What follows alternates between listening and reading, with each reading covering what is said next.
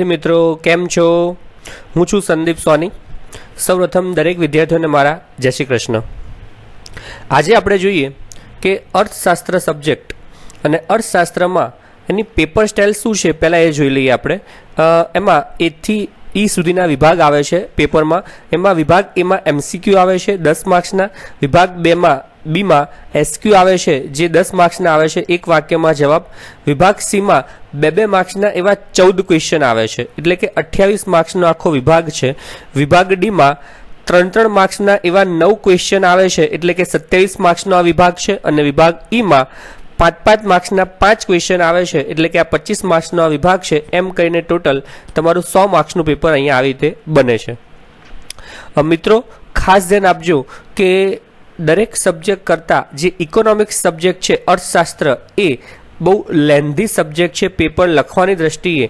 अने most of घणा बधा विद्यार्थीओनुं पेपर बोर्ड में छूटी जतुं होय छे आवडवा छतां पण। એટલે ખાસ ધ્યાન રાખજે, હું તમને પહેલેથી કહી દઉં છું કે જે પણ તમે કાંઈ ભણો છો વાંચો છો એને લખવાની પ્રેક્ટિસ ખાસ રાખજો, જેથી કરીને તમારી સ્પીડ વધશે।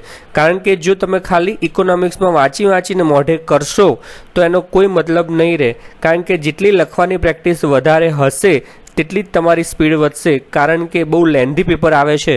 અત્યારે હું તમને કહી દઉં છું, તમે અત્યારે વિશ્વાસ નહીં કરો પણ જ્યારે તમે એક્ઝામ આપશો સ્કૂલની કે બોર્ડની ત્યારે તમને ખબર પડશે કે પેપર કેટલું લેન્ધી હોય છે। કારણ કે આમાં વધારે પડતું લખવાનું હોય છે કમ્પેરેટિવલી બીએ કરતાં પણ। ઓકે, એટલે આ વસ્તુ ખાસ ધ્યાન આપજો તમે। શરૂઆત કરીએ આપણે ઇકોનોમિક્સમાં ચેપ્ટર નંબર 1। ચેપ્ટર નંબર 1 છે અર્થશાસ્ત્રમાં આલેખ। બોર્ડની દ્રષ્ટિએ જોવા જઈએ તો આમાં 8 માર્ક્સનું પૂછાય છે અને જોવા જઈએ તો 1 માર્ક્સનો એસક્યુ પૂછાય છે, એક વાક્યમાં જવાબ આપો। 2 માર્ક્સના 2 ક્વેશ્ચન આવે છે અને 3 માર્ક્સનો 1 ક્વેશ્ચન આવે છે। એવી રીતે ટોટલ 8 માર્ક્સનું બોર્ડમાં આ ચેપ્ટર પૂછાય છે અને બની શકે કે તમારી સ્કૂલની પહેલી એક્ઝામમાં કંઈક વધારે માર્ક્સનું પૂછાઈ શકે। શરૂઆત કરીએ આપણે चित्रों। એટલે એવું કહી શકાય કે અર્થશાસ્ત્ર એક સબ્જેક્ટ એવો છે કે અર્થશાસ્ત્રમાં જે આપણે આંકડાશાસ્ત્રીઓએ જે માહિતી લીધેલી છે, એકત્રિત કરેલી છે, એ માહિતીનું વિશ્લેષણ કરીને અર્થશાસ્ત્રીઓ એ માહિતીના આંકડાઓ બહાર પાડતા હોય છે અને એનું વિશ્લેષણ બહાર પાડતા હોય છે। જેમ કે ભારતમાં આ વર્ષે ગયા વર્ષની સરખામણીમાં બેરોજગારીનો દર આટલો ઘટ્યો છે, ગરીબીનો દર આટલો ઘટ્યો છે કે વધ્યો છે, બરાબર છે કે આ રીતનું વિશ્લેષણ અર્થશાસ્ત્રીઓ દ્વારા બહાર પાડવામાં આવતું હોય છે, જે સામાન્ય વ્યક્તિઓ સમજી શકતા નથી અને એ લોકોને આ ખબર પડતી નથી કે શું કહેવા માંગે છે। એટલા માટે સામાન્ય વ્યક્તિઓ સમજી શકે એટલા માટે અર્થશાસ્ત્રમાં શું દોરવામાં આવે છે? ચિત્રો દોરવામાં આવે છે, જેથી કરીને સામેવાળો વ્યક્તિ સમજી શકે કે આ ચિત્ર ઉપરથી કે આ શું કહેવા માંગે છે। ઓકે, અને ચિત્રો દોરવા માટે 2 વસ્તુનો ઉપયોગ કરવામાં આવે છે, એક છે આકૃતિ અને બીજું છે આલેખ। ઓકે, અને ખાસ ધ્યાન રાખજો, આકૃતિ એક અલગ બાબત છે અને આલેખ પણ એક અલગ બાબત છે, એટલે આ વસ્તુ ખાસ ધ્યાન રાખજો। જોઈએ આકૃતિ કોને કહેવાય અને આલેખ કોને કહેવાય। આકૃતિ અને આલેખનો અર્થ જોઈએ। પહેલા જોઈએ આપણે આકૃતિનો અર્થ। આકૃતિનો અર્થ 1 માર્ક્સમાં પણ પૂછાય છે, 2 માર્ક્સમાં પણ પૂછાય છે અને 3 માર્ક્સમાં પણ પૂછાય છે। તો એને જોઈએ અને સમજીએ। पहलू कहे छे अवलोकित माहितीनु चित्र द्वारा प्रतिनिधित्व एटले के आकृति। એટલે એવું કહે છે કે તમે જે માહિતીનું અવલોકન કરવાનું છે, જે માહિતી બહાર પાડવાની છે, એનું તમે ચિત્ર દ્વારા જે રજૂઆત કરો છો એને કહી શકાય આકૃતિ। અને બીજું કહે છે કે માહિતી સ્વયં સ્પષ્ટ હોય ત્યારે જ આકૃતિ દોરવામાં આવે છે।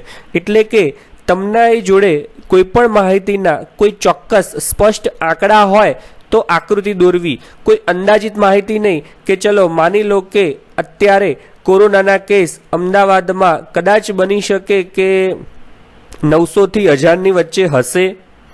એટલે એવા અંદાજિત આંકડા નહીં, ચોક્કસ ફિક્સ આંકડો જ હોવો જોઈએ કે ચલો કે અમદાવાદમાં 1000 આંકડા છે કોરોનાના। મતલબ કે આવી કોઈ ચોક્કસ સ્પષ્ટ માહિતી હોય ત્યારે આકૃતિ દોરવામાં આવે છે। ત્યાર પછી એવું કહે છે કે આકૃતિ દોરતી વખતે સ્કેલ માપ લેવામાં આવે છે। જે તમે આપણે દોરીએ છીએ આકૃતિ, એમાં એક્સ ધરી અને વાય ધરી પર આપણે સ્કેલ માપ લઈએ છીએ ને, 1 સેન્ટીમીટર બરાબર આટલું માપ, બરાબર છે। તો જે આકૃતિ છે એ ચોક્કસ બની શકે એટલા માટે એની આકૃતિને આપણે શું કરવું પડે છે? સ્કેલ માપ લેવામાં આવે છે.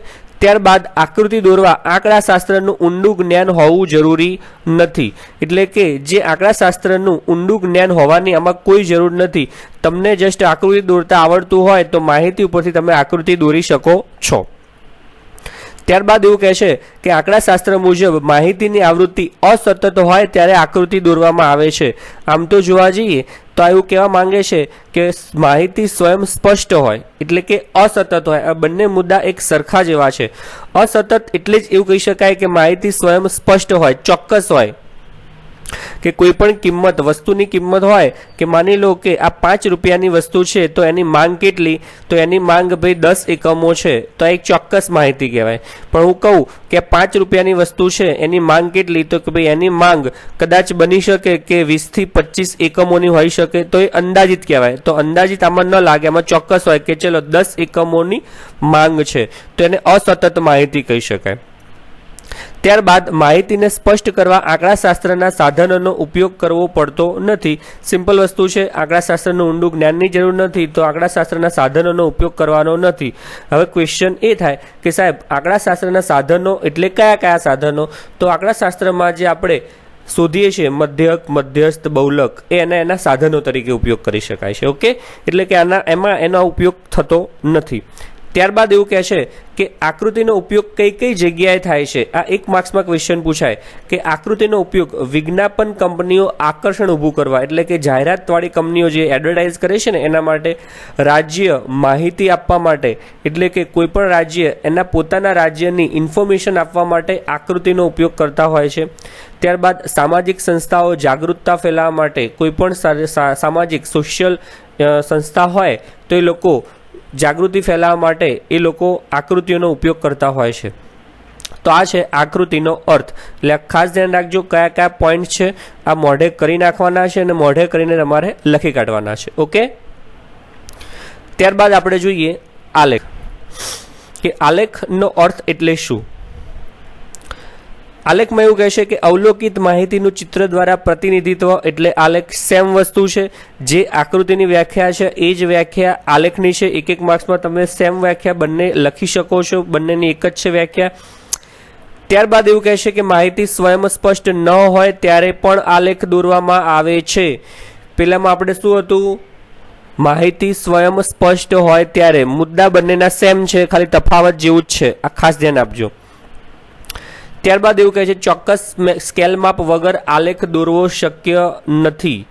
બરાબર છે, પેલામાં ચોક્કસ સ્કેલ માપની જરૂર નથી, આમાં ચોક્કસ સ્કેલ માપ વગર આલેખ દોરવો શક્ય નથી. એટલે કે સ્કેલમાં પેલામાં દોરો લો કે ન લો કોઈ વાંધો નથી આવતો, આમાં ચોક્કસ સ્કેલ માપ લેવું જરૂરી છે, ફરજિયાત.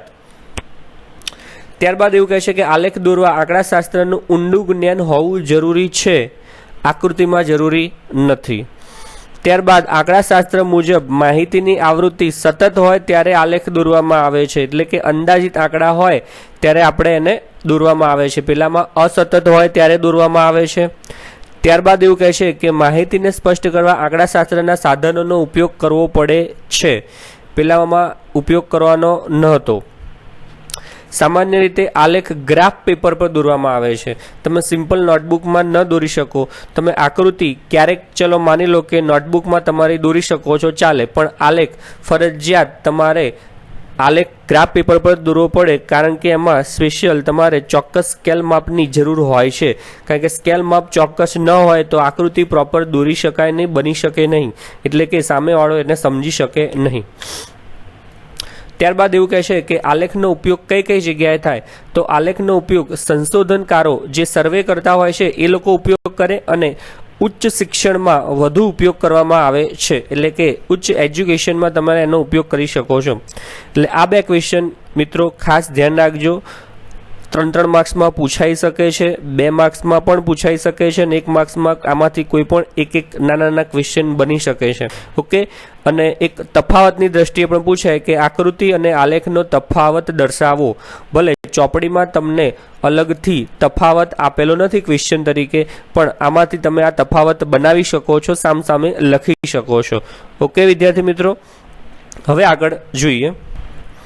એના પછીનો ક્વેશ્ચન ટોપિક છે અર્થશાસ્ત્રમાં આકૃતિ અને આલેખનું મહત્વ, જે વેરી મોસ્ટ આઈએમપી ક્વેશ્ચન છે, 3 માર્ક્સમાં પૂછાય છે કે અર્થશાસ્ત્રમાં આકૃતિ અને આલેખનું મહત્વ શું છે.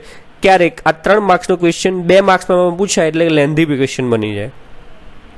જોઈએ વન બાય વન.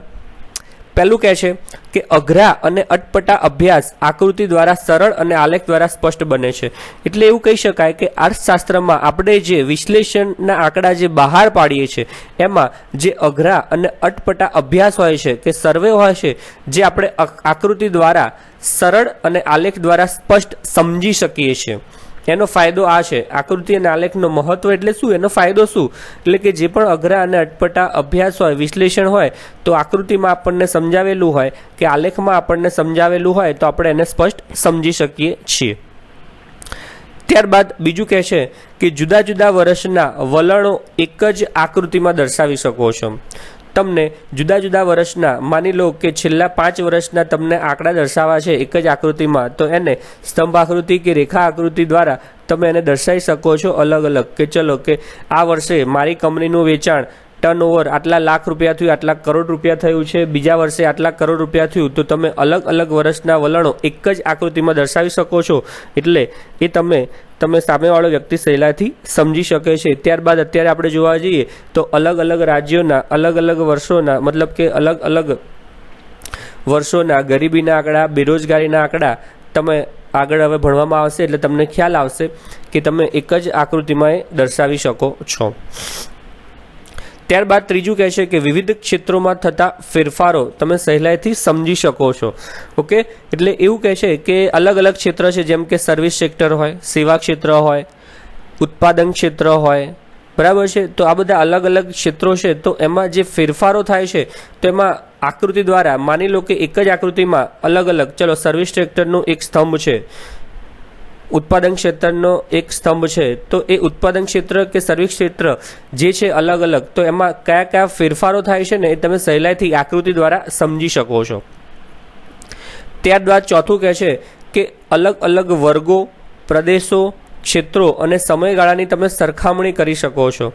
એટલે એવું કહે છે કે અલગ અલગ સમયે અલગ અલગ પ્રદેશોમાં, અલગ અલગ વર્ગોમાં કે અલગ અલગ ક્ષેત્રોમાં જે પણ ફેરફાર થાય છે એ સમજી શકો છો. એનું બેસ્ટ એક્ઝામ્પલ આપવા જવું તો અત્યારે આપણે કોરોનાના કેસ ચાલી રહ્યા છે, તો અલગ અલગ સમય એટલે આ લોકો અત્યારે તારીખ વાઇઝ તમને ડેટા રોજ બહાર પાડતા હોય છે. તમે જો ન્યૂઝ ચેનલમાં જોતા હોય તો તમને ખ્યાલ આવશે કે અલગ અલગ વર્ગો એટલે કે સ્ત્રી, પુરુષ, ઉંમરવાળા, ઉંમર વગરના, બરાબર, નાની ઉંમરવાળા, મોટી ઉંમરવાળા, તો અલગ અલગ વર્ગોમાં કે આ તારીખ સુધીમાં, એટલે કે આ તારીખે આ વર્ગ એટલે કે આ ઉંમરવાળા વ્યક્તિઓ કે નાના બાળકોને આટલા પોઝિટિવ કેસ આવ્યા છે કે આટલા મૃત્યુ પામ્યા છે.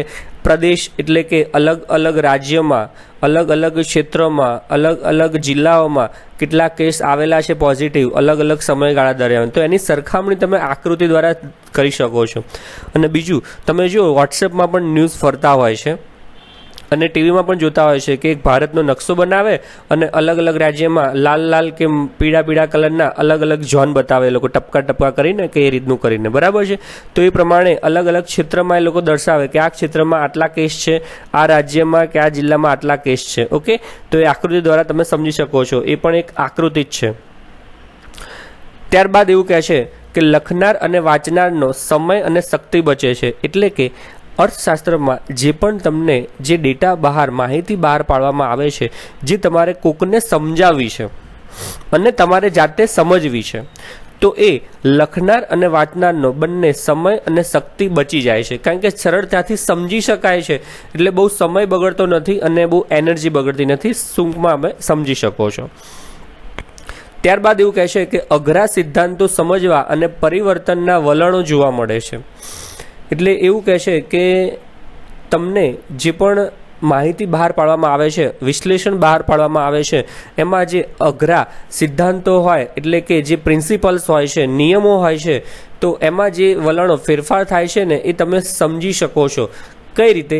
જેમ કે તમે 11મા ધોરણમાં ભણી ગયા માંગ કે પુરવઠાનો વિસ્તરણ કે સંકોચનનો નિયમ ભણી ગયા, માંગની મૂલ્ય સાપેક્ષતાના નિયમો ભણી ગયા. તો એ બધા આકૃતિ દ્વારા સમજતા હતા. જુઓ તમે, તો આકૃતિ દ્વારા શું છે કે સહેલાઈથી તમે સમજી શકો કે માંગ છે તો એ નેગેટિવ સ્લોપ છે, જે ડાબીથી જમણી તરફ ઉપરથી નીચેની તરફ જાય છે, તો એટલા માટે એ નેગેટિવ બતાવે છે, બરાબર છે, વિરોધાભાસી છે. જેમ કે પુરવઠો છે એ સીધું પ્રત્યક્ષ છે, એટલે કે નીચેથી ઉપરની તરફ જાય છે, બરાબર છે. તો આકૃતિ દ્વારા આપણે સમજી શકીએ છીએ કે એના જે નિયમો છે અઘરા જે લાગતા એવા એ સરળતાથી તમે સમજી શકો છો. ઓકે, તો અર્થશાસ્ત્રમાં આકૃતિ અને આલેખનું મહત્વ આ રીતે તમે લખી શકો છો. 3 માર્ક્સમાં ક્વેશ્ચન પૂછાય, ક્યારેક 2 માર્ક્સમાં પણ પૂછી શકે છે. હવે આમાં બાજુમાં જે ચિત્રો આપ્યા છે ને એના એટલા માટે મૂકેલા છે કે જેથી તમે સરળતાથી આ ક્વેશ્ચનનો આન્સર યાદ કરી શકો. પેલું અઘરા અટપટો, એટલે આ ચિત્ર તમે મગજમાં યાદ રાખો, આ બાળકનું ટેન્શન વાળો, એટલે ખબર પડે કે અઘરા અને અટપટા, એના ઉપરથી એક શબ્દ નીકળે, તમે વાક્ય બનાવી શકો. ત્યારબાદ તમે જો અલગ અલગ એક જ આલેખમાં અલગ અલગ આકૃતિ, એટલે કે એક જ આલેખમાં તમે અલગ અલગ વર્ષના વલણો બતાવી શકો છો. ત્યારબાદ આ 4 અલગ અલગ ક્ષેત્રો છે, તો અલગ અલગ ક્ષેત્રોના ફેરફાર જોઈ શકો. આ નકશો છે, એટલે કે વિવિધ ક્ષેત્રો, વિવિધ પ્રદેશો, વિવિધ વર્ગોનું તમે સરખામણી કરી શકો સમયની. ત્યારબાદ આ ઘડિયાળ આપેલી છે, એટલે કે સમય, અને દોડે છે એટલે કે શક્તિ, એનર્જી, આ બંનેનો બચાવ થાય છે આમાં. ત્યારબાદ સિદ્ધાંતો સમજવામાં અને પરિવર્તનના વલણો સમજવામાં સહેલાઈથી સમજી શકાય છે. ઓકે, એટલે આ ચિત્રો દ્વારા તમે વિઝ્યુલાઇઝેશન કરીને તમે આ સરળતાથી ક્વેશ્ચનનો આન્સર યાદ રાખી શકો છો. ઓકે, એટલે આ વસ્તુ ખાસ ધ્યાન રાખજો. આ ચિત્રો એટલા માટે મૂક્યા છે કે તમે સહેલાઈથી સમજી શકો છો. ઓકે, અને બાકી આપણે ચેપ્ટર ભણી જ રહ્યા છે કે જેમ જેમ ચિત્રનો વધારે પડતો ઉપયોગ કરીએ એમ એમ વધારે સમજણ આવતી જાય. આ ચેપ્ટર જ ભણી રહ્યા છે. ઓકે, તો આ મોઢે કરી નાખજો. અને આનું તમારે જોવું હોય તો બુકમાં તમને વિસ્તૃત એટલે આ પ્રમાણે જ માહિતી આપેલી છે, એટલે બુકનો ખાસ ઉપયોગ કરજો વાંચવા માટે. ત્યારબાદ એક મહત્વનો ક્વેશ્ચન જોઈએ કે આકૃતિ અને આલેખ દોરતી વખતે ધ્યાનમાં રાખવાની બાબતો. આ પણ એક મોસ્ટ આઈએમપી ક્વેશ્ચન 3 માર્ક્સનો પૂછાય છે કે આકૃતિ અને આલેખ દોરતી વખતે ધ્યાનમાં રાખવાની બાબતો કઈ કઈ છે, 3 માર્ક્સમાં પૂછાય. તો જોઈએ 1 બાય 1 ટોટલ 6 બાબતો છે.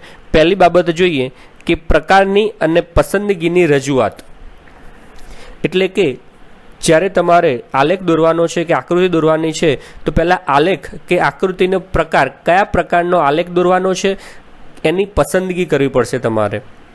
એટલે એવું કહી શકાય કે અર્થશાસ્ત્રમાં અલગ અલગ પ્રકારની માહિતી હોય.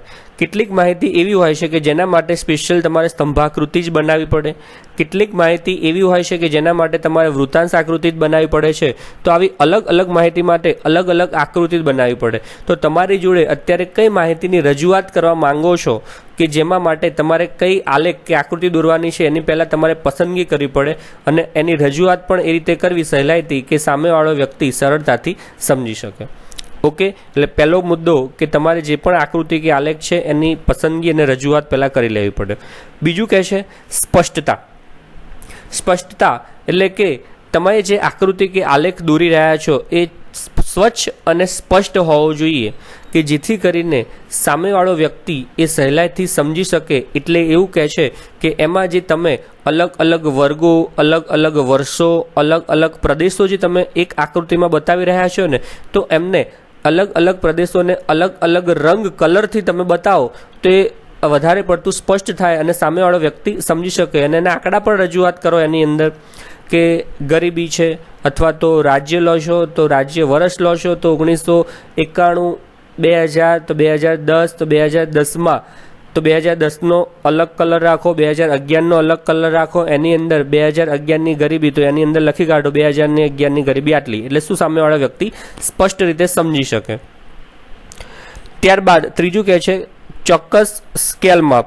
હવે ચોક્કસ સ્કેલ માપ જોવા જઈએ તો સ્કેલ માપમાં આપણે કીધેલું છે કે એનું ચોક્કસ સ્કેલ માપ લેવું પડશે. એટલે કે આકૃતિ જે હોવી જોઈએ ને કે કદમાં બહુ મોટી પણ ન હોવી જોઈએ અને બહુ નાની પણ ન હોવી જોઈએ, પ્રમાણમાં સાઇઝમાં સારી લાગે એવી હોવી જોઈએ. એટલા માટે એનું ચોક્કસ સ્કેલ માપ લેવું જરૂરી છે. આડેધડ મનમાં આવે એવી રીતે આકૃતિ દોરી શકાય નહીં. ત્યારબાદ ચોથો ટોપિક કહે છે કે બંને ધરી પરની વિગતો સ્પષ્ટ દર્શાવી, એટલે કે એક્સ ધરી અને વાય ધરી ઉપર આપણે બે બતાવીએ છીએ તો આપણે જો આલેખમાં નીચે લખતા હોઈએ છીએ એક્સ ધરી પર તો તમે શું દર્શાવી વર્ષો, તો નીચે એક્સ ધરી આગળ નીચે લખવાનું વર્ષો, વાય ધરી ઉપર તો એ વર્ષના સપોઝ માની લો કે ગરીબીના આંકડા છે ટકાવારીમાં, તો વાય ધરી પર ગરીબીની ટકાવારી એવું આપણે સ્પષ્ટ બતાવવું પડે, એટલે સામેવાળો વ્યક્તિ સમજી શકે કે એક્સ ધરી પર વર્ષો છે અને વાય ધરી પર ગરીબીના આંકડા છે, એટલે આપણે એ આલેખ શેનો છે એ સમજી શકે છે। એટલે કે બંને ધરી પર વિગતોની સ્પષ્ટતા કરવી પડે। ત્યારબાદ કહે છે આંકડાકીય માહિતીનો સ્ત્રોત, એટલે કે તમે જે પણ માહિતી લો છો, જે પણ આંકડાઓની પ્રમાણે આલેખ દોરો છો કે આકૃતિ દોરો છો, તે માહિતી ક્યાંથી લાવ્યા, તમે જાતે બનાવી છે કે કોઈ પણ સંસ્થા પાસેથી લીધેલી છે, એ જે પણ સંસ્થા પાસેથી તમે લીધેલી હોય માહિતી એનો સ્ત્રોત બતાવવો પડે। એક્ઝામ્પલ તરીકે માની લો કે તમે આલેખમાં તમે ગરીબીના કે બેરોજગારીના આંકડા દર્શાવી રહ્યા છો, ઓકે, તો આ ગરીબી અને બેરોજગારીના આંકડા તમે ક્યાંથી લીધા, જાતે બનાવ્યા કે ના, તો ક્યાંથી લીધા, તો તમે આ આંકડા તો ભારત સરકારની જે વેબસાઇટ છે એની ઉપરથી લીધેલા છે, અથવા તો ભારત સરકાર NSSO નેશનલ સેમ્પલ સર્વે ઓર્ગેનાઇઝેશન છે જે ગરીબીના આંકડા બહાર પાડે છે તો એમાંથી લીધેલો, તો સ્ત્રોત લખવો પડે કે આ આંકડા અમે અહીંયાથી લીધેલા છે। એટલે શું છે કે સામેવાળો જે વ્યક્તિ સમજવાવાળો છે ને એની ઉપર એક સારી છાપ પેદા કરી શકો, તમારી ઉપર વિશ્વાસ કરે ભાઈ આ જેવી તમે આંકડા નથી લેવાવાળો માણસ અને આ જગ્યાએથી આંકડા લીધેલા છે, એટલે શું એક વિશ્વાસ પેદા થાય, ઓકે। અને તમે પણ જો 10મા ધોરણમાં ભણી ગયા કે ગરીબીના કોષ્ટકો આવતા હતા કે ગરીબી બેરોજગારી એવું સમાજમાં આવતું હતું 10મામાં, તમને થોડોક બેઝિક કન્સેપ્ટ એવો આવતો હતો તમારે, ઓકે, તો એમાં આંકડાઓ આવતા હતા, તો શું એ ગુજરાત રાજ્ય પાઠ્યપુસ્તકવાળા જાતે લીધેલા છે આંકડા? ના, જાતે સર્વે નથી કરવા ગયા, એ ભારત સરકાર દ્વારા જે લીધેલા આંકડા છે ને એમાંથી લીધેલા છે એ લોકોએ। અને એમાં જોજો તમારું ધ્યાન નહીં હોય પણ એ જોજો તમે ચોપડી ખોલીને એમાં જે આંકડા લીધેલા હશે ને, કોષ્ટક બતાવ્યા હશે ને એની નીચે એનો સ્ત્રોત લખેલો હશે, એ જોજો હવે ચોપડીમાં તમે, ઓકે। અને ના જોયું તો તમે 12માની ચોપડીમાં હવે આવે છે તો 12માની ચોપડીમાં પણ જોઈ લેજો। ત્યારબાદ આપણે છેલ્લું જોઈએ આંકડાકીય માહિતી ગણવાની રીત, ઓકે, એટલે કે તમે જે કેટલીક વાર એવું બની શકે કે આંકડાકીય માહિતી જે તમે આલેખ કે આકૃતિમાં દર્શાવી રહ્યા છો તે કોઈ પણ કેલ્ક્યુલેશન ગણતરી કરીને તમે એમાં બતાવેલી છે, તો એ ગણતરી તમે આંકડાશાસ્ત્રના કયા સાધનનો ઉપયોગ કરીને બતાવેલી છે કે મધ્યક હોય કે મધ્યસ્થ હોય કે વોટ એવર, તમે જે પણ પ્રમાણ માપનું લીધેલું હોય માપ, તો એ તમારે શોર્ટમાં ટૂંકમાં એને બતાવવું પડે કે અમે આ રીતે આ માહિતીનું કેલ્ક્યુલેશન કરેલું છે, એટલે શું સામેવાળો સમજી શકે કે ભાઈ આ રીતે એને શોધેલું છે, ઓકે। એટલે આ હતું આકૃતિ અને આલેખ દોરતી વખતે ધ્યાનમાં રાખવાની બાબતો। તો આજે જે વિડીયોમાં આપણે જોયું એ વસ્તુ ખાસ તમે તમારી નોટબુકમાં લખી રાખજો અને એને વાંચીને મોઢે કરીને ફરીથી લખજો, એટલે વધારે કરી તમારી પ્રેક્ટિસ થાય। અને આજે આપણે ટોપિક જોવા જઈએ તો પહેલાં આપણે જોયું ચિત્રો બે પ્રકારના હોય, આકૃતિ અને આલેખ। આકૃતિનો અર્થ જો, આલેખનો અર્થ જોયો, ત્યારબાદ આકૃતિ અને આલેખનું અર્થશાસ્ત્રમાં મહત્વ જોયું છે, અને ત્યારબાદ આપણે જોયું આકૃતિ અને આલેખ દોરતી વખતે ધ્યાનમાં રાખવાના મુદ્દા। તો આ વસ્તુ ખાસ ધ્યાન રાખજો મિત્રો। હજી પણ કહું છું અર્થશાસ્ત્ર એક લેન્ધી સબ્જેક્ટ છે, અઘરો નથી કહેતો હું, લેન્ધી કહું છું, સહેલો છે પણ લેન્ધી છે, એટલે લખવાની હેબિટ ખાસ રાખજો, નોટ્સ બનાવી દેજો સરસ, અને તમને યાદ રહે એના માટે મેં ચિત્રો પણ મૂકેલા છે એટલે સરળતાથી સમજી શકો છો। અને ખાસ કહું છું વાંચવા માટે તમારી બુક જોડે રાખજો, ઓકે, ભલે તમે નવનીત નહીં લો તો ચાલશે પણ બુક અત્યારે રાખજો સ્ટાર્ટિંગના સમય માટે, ઓકે, થેન્ક યુ।